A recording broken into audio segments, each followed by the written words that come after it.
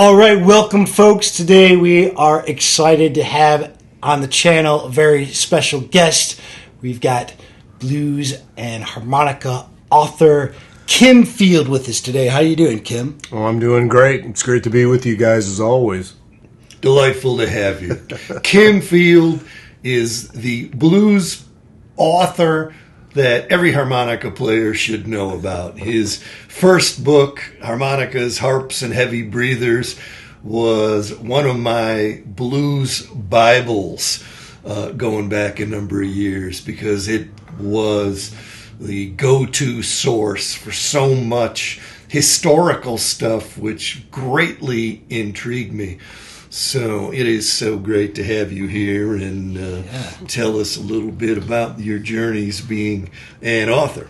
For sure, man. So tell us a bit, about how that book came about. Well, I mean, there was an ego sort of basis for it. I wanted to write a book at some point in my life. It was kind of a goal that I had, and but I know myself fairly well, so I knew that I had to pick a topic that could be sustained through a project that would end up probably being 10 times as much work as I originally dreamed it would be.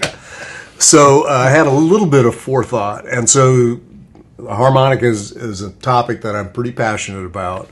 And I had, when I get passionate about something, I like to delve into the history. I'm just kind of one of those guys. And so I had already, like sort of more than I had even thought, had amassed a fair amount of information before I even decided for sure that I was going to tackle this project. But I think the thing I'm most proud of with this book is that I did it before the internet.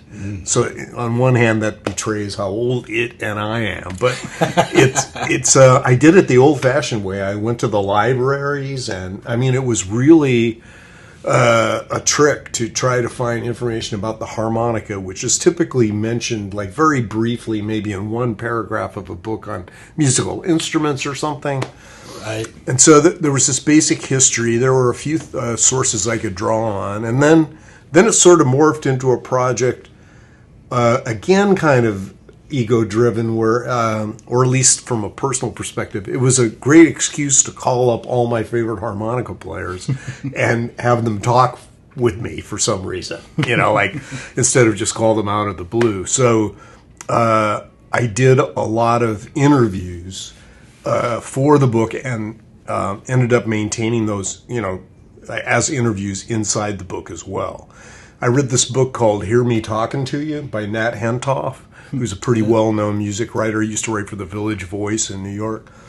He wrote this book called Hear Me Talking to You, and it's about the history of New Orleans jazz. It's a great book, but every chapter is a different guy, and he's obviously done an interview with him or her, but then he's taken out all the questions, and it's just a narrative from this person, and there's nothing like that kind of history, right from the source, their words, without any filters or biases, on the part of the author or anything. So that book had a real influence on how I handled the interviews. But I had to learn how to interview people, and that is, that's kind of an art. I didn't have, I underestimated it. I was going to a friend's wedding in New York. I was in the Musicians Union in Seattle, and I went to the local, and I asked for the New York local book. And I got Toots Thielemans, Chambra Wong, Donnie Brooks, Charlie Leighton, a host of New York-based players, and I got their addresses and phone numbers. So I called them before I left on my trip to New York. I said, I'm in New York for a couple of days. Here's my project. Would you sit for an interview? So my first interview was actually with Toots. So he couldn't meet in person, but he agreed to do something over the phone. And he was watching a soccer game at the time, too, while we were talking, which he was quite interested in. And I was not prepared. Here I have Toots Thielemans, the ultimate jazz harmonica player who ever lived, and I don't even have a list of questions. Like, I mean, it was really. I'm ashamed to even tell this story, but so I basically came out of that interview with literally nothing I could use except for a couple of quotes. Wow. So I kind of slapped myself around after that, and that's not going to happen again. So unfortunately, I burned my ignorant card on Toots Thielemans, which is really still to this day, it like really bothers me. But I did, begin over time. I began to develop some interview skills, and I think the trick is you have to be prepared. You have to come with a set of prepared questions, and kind of your slant on things the two of you could talk about. But I think the key that makes really good interviewers is to be open to the random remark that opens a door that you hadn't even thought of, and to have the bravery and the ability to improvise and go through that door with them and like get off on these tangents. Right. Because half the time you'll find out that those tangents are way more interesting than the preconceived ideas you had about what you would chat about. So I just found the process of the interview thing very interesting. Yeah. It was this is actually an edition of a copy of the second edition. Nice. The first one came out in '94. I did this update in 2000. So it's definitely dated, but since it's a history book, right. I don't think it really goes out of Yeah. style. I've been asked a lot to update it. I did update it once, and I really have no desire to deal with it again. Yeah. But in the interim, since my book was published, I mean, one thing I did think about as a way to sort of keep being involved in harmonica history was to, and now I had these sort of newfound skills as an interviewer would be to do like video interviews. Right. But then David Barrett, came up, and David Barrett's has a archive of video interviews that are just outstanding. He's a great player. He knows exactly the questions to ask, right. And so he's filled that gap. There's the Harmonica podcast now. The guy from England, Neil Warren. I did his thing. He's got a huge archive now, 150 interviews with harmonica people. So there's plenty of sources now. But at the time, this was the one book. Harmonicas, harps, and heavy breathers. And the thing I think got out of it was I just enjoyed the fact that you covered so many different genres, from classical to, country to blues. And so there was a lot of players I'd never heard of because I was mostly interested in the blues stuff, and so it's just cool to see the scope of the instrument and what's possible on it. So yeah, I mean, that was my idea from the beginning, but I had the same gaps as you did because I'm, coming at it from a blues kind of perspective. So I had this issue of from the beginning I wanted to cover all different styles. I couldn't let the blues chapter run away with the book, right. Which was really a challenge for me. Right. And but I also didn't know that much about some of the other styles. So one of the names and phone numbers I got when I went to the musicians local and got the New York players was Charlie Leighton. And when I was in college, I bought this. I was in the Colony record store in Midtown Manhattan, just going through the bins. Like in those days, again, I guess I sound like a creature from an old bygone era, but it was. I mean, I remember finding Sonny Boy Williamson's Down and Out Blues on chess at Colony Records, and you couldn't find those things then. It was just like this huge discovery. There was an album cover with the midriff of a young woman with a harp in her belt or something, and it was James Cotton. No, it was a spoof on that cover. It was a George Fields record of classical music on the harmonica. I just bought it for the cover, and then I went home and I went back to my dorm, and I was in college and played it. I couldn't believe it. This guy owned his own record. He was the harmonica player, the guy in Hollywood for years. So he did all the movie soundtracks. Nice. But he was a Bach fanatic. Since he was 14 years old, he'd been scoring Bach pieces for all these different harmonics, not just the chromatic, but like bass and chord. And then he built a little recording studio in his house in Beverly Hills, and he spent years multi-tracking the pocket Bach, it's called. Right. And I read the liner notes on this record, and this guy is just an astonishing player. Like, this is a level of harmonica technique that I've never even dreamed of. And he goes, but there's a guy, I have a good friend named Charles Leighton who I think is the guy. So like, I'm like, okay, if this guy thinks this other guy is the guy, this other guy must be really something. So that was just a name I had in my head when I saw the New York local, and I see Charles Leighton. So I call him up and I go to his apartment. And I don't know the chromatic zone very well. I don't know Jerry Murad or any of these guys. And Charlie turns out to be this incredibly nice person, very erudite. At the end of the interview, he gets out his Rolodex, and I leave with the names and phone numbers of Jerry Murad and George Fields from the Pocket Bach, and all this whole raft of generation of chromatic players, And then I was able to do interviews and create, develop contacts and relationships with those people thanks to Charlie. So that was a challenge to fill the book out with the different spaces. And then the blues chapter, I mean, you go through all the lesser known early players like John Lee Williamson and Hammy Nixon and Noah Lewis, and you've got a few pages there, and then you get into Little Walter and James Cotton and Big Walter and Junior Wells, and it's starting to so there's a whole generation of younger players like our age, and I just sort of had to whisk through them, like 2 pages, just kind of put their names in there, Curtis Salgado, Paul DeLay, and all these kind of people, all but one of whom were very gracious about it. In the next edition, we'll have Kim share with us all the death threats he got for the people that were excluded. I had one older chromatic player who, when the book came out, wrote me and was very disappointed that he was really not addressed very thoroughly in the book. But I'm only mentioning those 2 incidents because everybody else was super appreciative of kind of finally, I think, having the book of the history of the instrument, right? This is in no way an instructional book.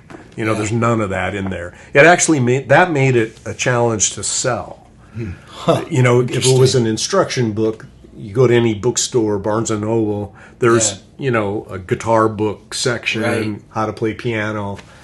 It doesn't go in there, and so it actually made it a little bit of a marketing challenge. But the first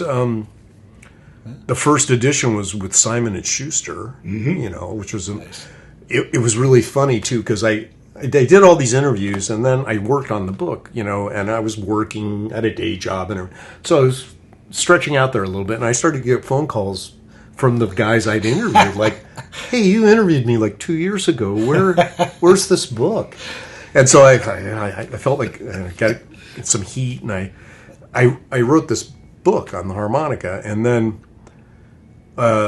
Charlie Leighton had a post-retirement gig doing tape, going in with a Niagara tape. He was a recording engineer on the side with a Niagara tape recorder, and he would interview Condé Nast executives in New York for their oral history archives.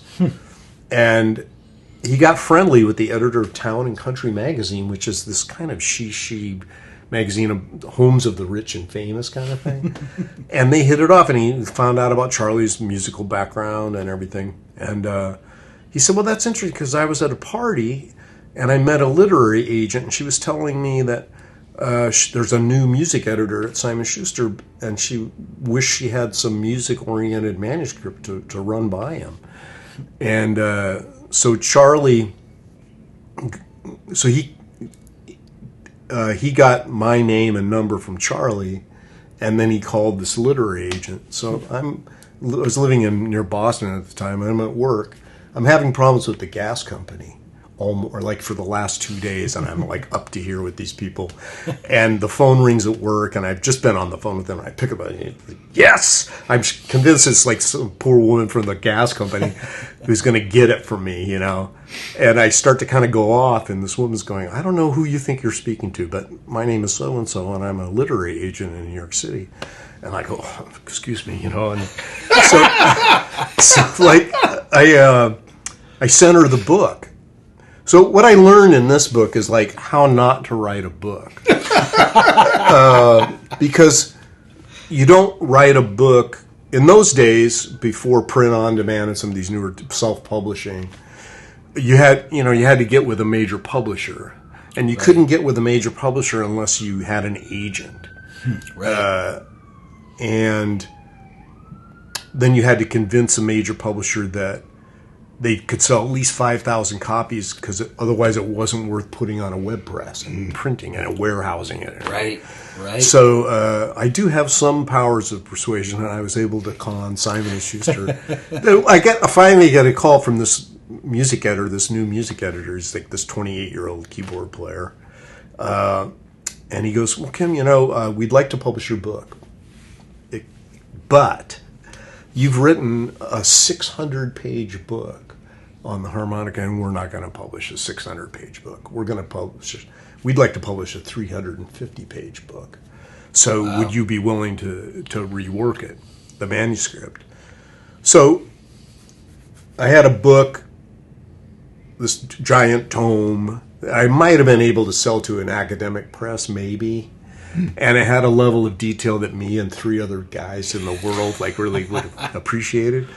Or I can cut it down and go with Simon & Schuster. But to cut my book in half meant I had to redo the entire book, because you lose all your transition. You can't just edit half your book away. Right. So I had to rewrite it, but it made for a much better book. When I tell people that, harmonica freaks, they're like, "You mean there's 300 more pages we haven't seen?" But it's really, again, these are the best.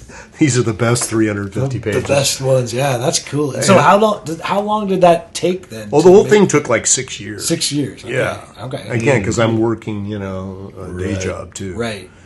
But I got it out there, and it's still in print. Yeah. That's cool. cool. I'm very proud of that. Two of the people that you featured that I found to be the most memorable that you interviewed directly were DeFord Bailey and Herman Crook, because I thought some really amazing stories went along with these two, of which there was more information known about DeFord Bailey with the David Morton book, but Herman Crook, I don't think he was really well documented, and you captured some really cool stuff with Herman. Any comments? Yeah, it was really interesting. Like, I had some kind of a compilation album on County Records, I think. Right. And there's 2 Crook Brothers songs there from like 1926 or something. And the Crook Brothers were brothers, and they both played the harmonica. So it's a twin harmonica band. Like, they're out front with a string band behind them. And then Herman's brother, I think his name was Matthew, quit and joined the police force in Nashville. But Herman kept playing, and he was like, I'm in the 1980s now, late 80s, and he's living in Nashville, and he's still playing every Friday night on the Opry. And the Crook Brothers were one of the first up until 1926. It was amateur hour. They were all unpaid amateurs from the countryside around Nashville, and they were just so excited to play on the radio. And then they hired 5 bands in 1926 as paid performers, and the Crook Brothers band was one of the first bands hired, and DeFord Bailey was one of the first hires too. So I knew that he was still around, and he was in Nashville. Yeah. So I was working for the Boeing company at that point, and they were sending me down to Huntsville, Alabama, on a writing project. And I said, that's within driving distance of Nashville. And so somehow I tracked down Herman and I called him, and I kind of explained the situation. And he said, well, if you come up on a Friday, we can do an interview, and then, if you're up for it, you can come to the Opry and see the show and everything. So I did that. I drove up to Nashville early in the morning and got there in the afternoon and went to Herman's house and interviewed him. And he was a very interesting guy. He was 84 or something then, and he was very flinty. He was a kind of a mean old man, basically. And he had a real edge to him. And, I asked him about DeFord Bailey, and he made some, pretty grotesque racial remarks and things like that. And he was clearly a very conservative person and just had a real edge to him. But then, but we did this interview, and it was funny. Like I said, Herman, you played on the Opry for 62 years straight now. He goes, on every Friday night, he goes, yeah, they never did ask me to play on a Saturday. But so he said, well, go out to, they had already moved from the Ryman out to Opryland, and said, meet me at the gate at Opryland, and I pay my son $10 every Friday to pick me up and drive me to the Opryland for the show. And we'll be in a Ford Cutlass so, and they pull up and I'm waiting and I get in and they take me in, and I spent the whole night backstage at the Opry, and it was just really a fabulous experience. It was really amazing. And the DeFord thing, there was a record store in Seattle where I grew up and lived for most of my life that sold 78s. And they had a little listening room with a Gerard 78 turntable, and you could listen to them too.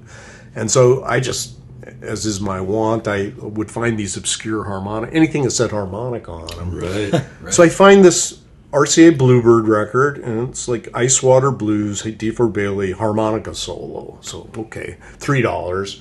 And I buy that with a bunch of other stuff. And I took it home, and I had my own turntable at that point, and I listened to this thing.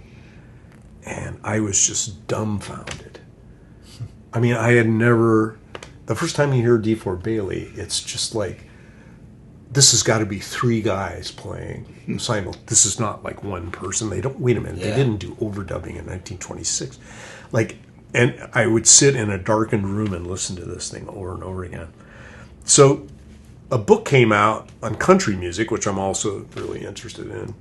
And they had Paul Hempel, and it had a profile of DeFord. And it was written, about 6 years later, I was traveling through Nashville with some friends, and I was in the Country Music Hall of Fame, and I saw that book. But I had remembered that DeFord lived in Memphis. So I was headed there next, and I thought, it gave the street corner where DeFord had set up a shoe shine stand after he had left the Opry. The corner of the... So I looked it up, and I'm heading there tomorrow. Maybe I can actually find this guy. Yeah. And it was there, and he lives in Nashville. I'm right there. And so it's 12th and Edge Hill. So I walk out of the Opry bookstore, and I hail a cab, and I go, take me to 12th and Edge Hill. And he's like, are you really? Are you sure? And I go, yeah. So he takes me over the river to the black part of town, and puts me out at 12th and Edge Hill. There is no shoe shine stand. The book's my reference was about 6 years old. So he'd been there fairly recently.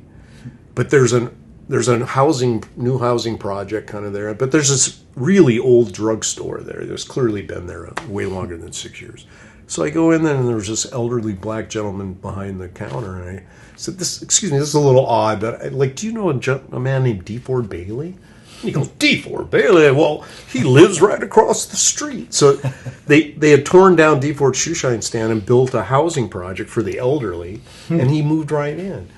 So I go across the street, and I go into the lobby, and these were the days. They have a reader board with everybody's last name and their apartment number. And there's Bailey 8B or something. So I got on the elevator, and I go up and knock on the door of 8B, And DeFord answered the door, and it was just like, I'm back in the 1920s or something. Like, DeFord was about 4'10". He was sort of hunchbacked, and like a lot of people, like some people, you know, kind of have those kinds of issues. He compensated by being the most amazing clothes horse I have ever seen. Like, he was spectacular. He's just at home, you know, and he's wearing a white brocade shirt with all these kind of ruffles and a black, you know, frock tie, you know, tie, and red garters on his sleeves, black slacks just creased, and gleaming patent leather shoes. Like, this is him at home. Like. Wow. And so I kind of stammered out this thing. I said, you know, I've come all the way from Seattle just to see you. You know, I laid it on kind of thing. But he said, well, come on in. And he had a one-room apartment with a sheet on a wire that he could pull back or create 2 rooms, you know, so a sitting room. So we sat there, and the story I'd read about him made him sound like very reclusive and kind of bitter, and he would only play for money, like hard cash on the table kind of thing. And I don't know how am I supposed to kind of work this thing, you know? I don't know really how to do this. And he seems very nice, though. I'm like, you know, I sure have come a long way to hear you play that harp, DeFord. And he goes, well, I do play the banjo. And I, really? And then he goes, like, he disappears on the other side of the sheet, and there's all this rummaging around. He comes back with a banjo. And I'm left-handed, right? And he's left-handed, so he's playing this 5-string banjo upside down. So he's moving the hand around the peg. The peg is totally in his way, and he's playing this really great finger-picking kind of a little bit of the old-style frailing, but it's a 5-string, you know, not the 4-string. Okay, you know, so then we chat for a while. I sure would like to hear you play that harmonica, DeFord. And he's like, well, I do play the guitar. Really? Okay. And disappears, rummaging around, comes back with this guitar, and he's playing upside down, strung right-handed. And he does John Jackson's Going to Kansas City. And he's singing. Like, I had no idea, you know, and it's just unbelievable. And I'm like, wow. Gee, DeFord, I sure would love to hear you play the harmonica. And then I thought I had this brainstorm that, for me, is usually the kind of thing I would think about. It would occur to me like 2 days later. Oh, if I had only done this. And so I had a harp, and I go, well, DeFord, I have your record Ice Water Blues, and I tried to learn it. Maybe I could play it for you, and you could give me some tips. And it worked like perfectly. Like, I'm playing this really terrible version of Ice Water Blues, and he's trying to maintain himself, you know. And then I finish, and he goes, well, you got some of that in there, okay, but let me show you. And he played for like 45 minutes. Whoa. He ran through, you know, his 8 songs or so, and I knew less about what he did after leaving his place than I did going in. Because, like, if you watch videos of him, there's nothing happening. And he only played the harp with one hand. He cut this, you know, this elbow in the other hand, and he just played like that, and there's nothing happening. And all this incredible stuff is coming out. Anyway, it was probably the coolest thing coolest experience I've ever had. It was amazing. Really special. So, you know, that was the other thing for me. Like, I got to, like, kind of give back to the harmonica community. But, man, I got some personal things that were just unbelievable, you know, experiences. Incredible. And then, you know, I do a new book every 25 years, like clockwork. I'm on this 25-year schedule. And so the 25 years came up, and I had just retired, and I had some time. And I had been hearing for years about Billy Boy Arnold. I never met the guy, never saw him in person. I had his records. I had an album I got when I was in college with all his singles and stuff. And everybody, when the blues guys would talk about Billy Boy, they would say super smart, remembers everything, and was there for everything. in terms of the Chicago blues history. And so I'm like really intrigued. And he came through Seattle with Mark Hummel's Harmonica Blow Off. Geiger was on that. Rich Yaskalis was on that show. It was a tribute to Sonny Boy, so it was a perfect thing for Billy Boy. And Mark had me up for the Harmonica Hell finale at the end. And so at the end of the show, I ran up to the dressing room to thank Mark for having me on the show. And I pop into this dressing room, and Billy Boy's the only guy in there. And he looks up and he goes, "Oh, that was some nice harp." And so I'm like, whoosh. I'm on the sofa with him, and pretty soon he's telling me about meeting John Lee Williamson and hanging out with him in his apartment. Right. And so about 2 years later, Mark was coming through Portland, where I now lived, with Billy Boy again as part of the harp show. And I picked up the phone, I called Mark, and I said, "Look, I'd like to try to get Billy Boy's story. Help him with his story, and could you reintroduce me to him backstage at the Aladdin Theater?" So I knew you can't do business backstage like that. So I just went back, and he remembered me, and I said, I also write, and I don't know if you've ever thought about telling your story, but I think you have a really unique story to tell that's important. And I might be able to help you with it. And can I come to Chicago, and can we chat about it? Because this is not the place to talk about it. He goes, "Sure, yeah." So I set up a thing.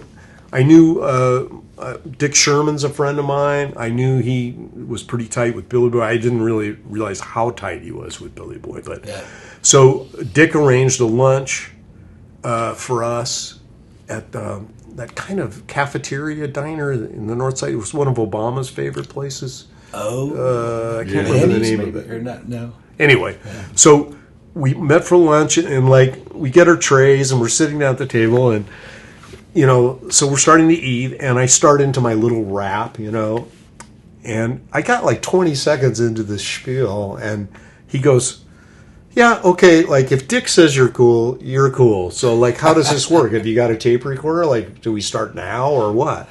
And I had no tape recorder. I was just there to kind of get the hook in him, or convince him about the project, and then we would do the interviews. But he was ready. Right. So I came back and to do 2 days of in-person interviews, and he had to cancel on me because his best friend had just died, and he was very, very upset. And it was actually a cousin that he'd gone to Johnny Williamson's apartment with when they were kids. And but then he said, I can't do this now. And so I said, "Hey, fine. I'm leaving tomorrow. I'll call. I'm leaving the day after tomorrow. I'll call you tomorrow night, maybe, and we'll chat, and I'll see how you're doing. I won't bother you." So I called him, and we started talking. And this time I had a little tape recorder, and so I just sensed something, and I put my phone on the table in the hotel, and I turned on the tape recorder right next to the speaker, and put the phone on speakerphone. And 4 hours later, Billy Boy, I'm going to have to call it a night. And anyway, so we did it all on the phone during COVID. I did probably 65, 70 hours of stuff. Amazing. And it was a little challenging because he has these 5 key, really great stories of epic moments or important moments. Meeting John Lee, doing the first recording session with Bo Diddley. And I ended up with 20 versions of each of those. Wow. And at first I was like, okay, I'm gonna pick the best. But then I realized he added different details. Well, the first thing is he told them the same stories remarkably. He told them the same way, so it validated to me that this was true. Right. Because sometimes you talk to people and the memory is here and there, and you begin to wonder about the basic veracity of the tale, but not with Billy Boy. So but he added little details every time. So I had to go through every version, you know. Yeah. But so it took me. But at the interview, I didn't know Billy Boy, you know, and we're doing it kind of remotely over the phone. And so my interview experience on the harmonica book, you know, really helped out. Right. Especially that part where, like, if they say something, be ready to, like, go down another road they hadn't even thought about. Right. And so the other thing that's really different about the Billy Boy book is that I only wrote the introduction. You know, I wrote the harmonicas, harps, and heavy breathers, but it's all first person, right out of Billy Boy's mouth. Right. I just edited these tapes and made it into a coherent kind of chronological narrative. Right. You know, and it was really funny because he kept kind of questioning the whole project, like, you know, really a book? This is going to be a book? Like, you mean like Buddy Guy's book, you know? And I'm like, yeah, exactly. And he kept like quizzing me about this, and it really got me, you know, kind of irritated at one point. And I talked to Dick, and he goes, Kim, he's never done a book before. He doesn't really totally know you. Like, what kind of a book are you talking about? You know, like. Right. So I finally said, Billy Boy, one day I will come to your house and I will hand you a book, you know. And so we sold it to University of Chicago Press. So their warehouse is right there in Chicago. So when the books showed up, I bought a case of them and flew to Chicago, and Dick picked me up, and we went to the warehouse, and we got a box of books, and I went over to Billy Boy's house, and I waved it in his face, and it made me really realize, after it was out, like, I realized that I had felt a lot of pressure, more pressure than I had kind of admitted to myself. But when, you know, this was sort of my story with a few, or an instrument story with some interviews interspersed. But this was like Billy Boy, another guy's story. Yeah. And he trusted me with it. It's a lot of responsibility. And, and then he's got to like it, right? Like, what's he going to think? And he really likes it. And then I got to hear him say that. Right. And, you know, he was very impressed at what a professional job the University of Chicago Press did on it.